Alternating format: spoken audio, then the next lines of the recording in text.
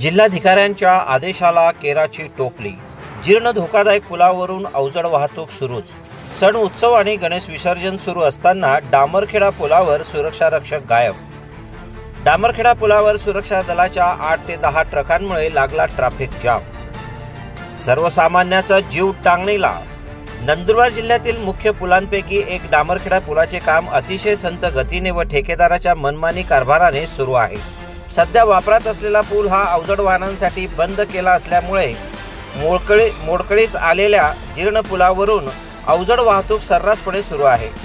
याचेच उदाहरण आज दिसून आले असून सुरक्षा दलाच्या 8 ते 10 ट्रकांनी दुपारी 3:30च्या सुमारास पुलावर वाहतुकीस अडथळा निर्माण केला असून जिल्हाधिकाऱ्यांच्या आदेशानुसार लावण्यात आलेले बॅरिकेड सर्रासपणे काढून अवजड वाहनांची वाहतूक सुरू आहे।